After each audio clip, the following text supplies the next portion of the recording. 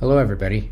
I wanted to bring with you another update on things that you might want to know about our status and where things are going and where you should be or where you might be right now with your work with your candidate teachers. Let's talk about Keanu first.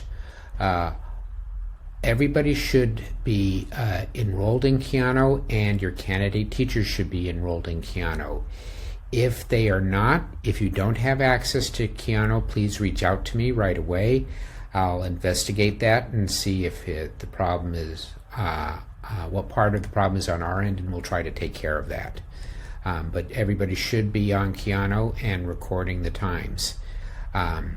You only need to record the time, the name of the candidate teacher, and the kind of interaction that you engaged with them.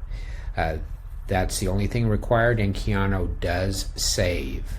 So if you need a little bit more guidance through that, please let me know, and we can have a meeting, or we can guide you through some of that.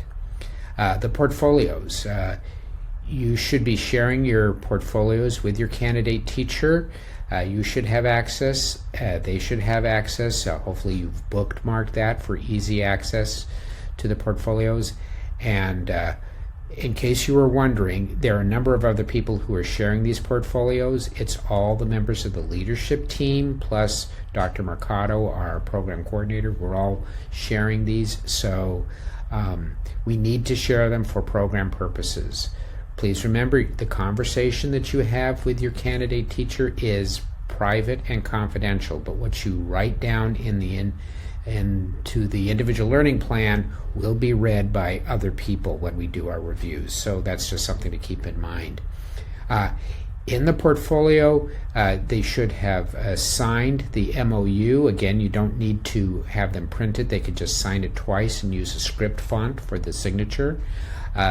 Please ask them to go to MyPLN and look up the certificate for their candidate teacher orientation. There's a folder there for it. You can put it in there. If they did orientation last year, right now you don't need to worry about it. I think we're going to be okay. Just move forward from there. Also, there's a file that says the BTGI survey links. There are 3 surveys there. Please ask your candidate teacher to work on those surveys. I encourage mine to do it while we're at the meeting, because that way I know it gets done. It's a little harder for us to check who's done it and who's not done it. What they will need to know is they need to know their location code for their school site. They will need to know their credential expiration date, the exact date, which can be looked up on the CTC, or it might be on their ILP already. And they need to know who is their direct supervisor. If they're being evaluated this year, who that person would be, or who is the administrator who's in charge of their department. Now, last thing to talk about is the individual learning plan. If you should by now, hopefully you're at a place where you've completed most of the candidate teacher information. That's on slide 2. Any questions about that, please let me know, and I'll talk you through any steps with that.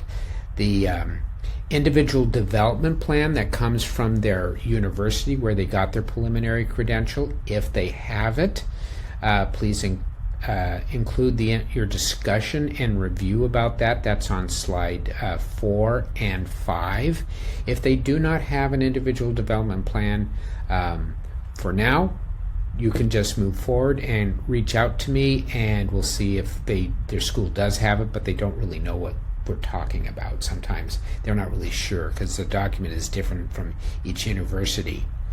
And if you've done that, or you don't need to do the individual development plan, this is a good time right now to be talking about areas of strength and areas of growth, which is slide 6 and slide 9.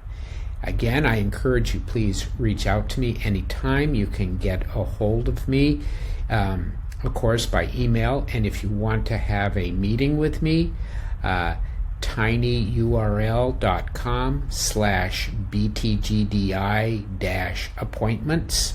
That will be included in this email. So if you want to make an appointment, please go ahead and do so.